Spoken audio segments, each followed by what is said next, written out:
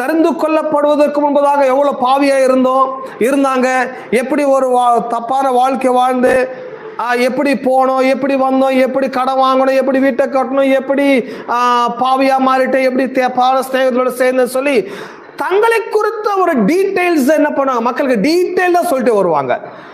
நிறைய நேரங்கள்ல ஜனங்கள் கூட அந்த ஐயாவோட சாட்சியை கேட்டியா, அந்த ஐயாவோட அனுபவத்தை பார்த்தியா, அந்த ஐயாவுடைய கதையை கேட்டியா, அந்த ஐயாவுடைய வாழ்க்கையை பார்த்தியா அப்படின்னு இவங்களுடைய பயோடாட்டாவே ஜனங்க கவனிக்கிறாங்க. பட் நல்லா கவனிங்க, ஒரு பிரசங்கியாருடைய பயோடாட்டாவை ஜனங்க கேட்பதனாலேயோ கவனிப்பதனாலேயோ தெரிந்து கொள்வதனாலேயோ எந்த பிரயோஜனமும் ஏற்பட போவது கிடையாது. ஆகவே நான் மறுபடியும் சொல்றேன், பிரசங்க நேரம் என்பது பிரசங்கியாரை பற்றி சொல்லுகிற நேரம் கிடையவே கிடையாது. பிரசங்க நேரம் என்றால் என்ன? தேவனை பற்றி சொல்லுகிற நேரம்.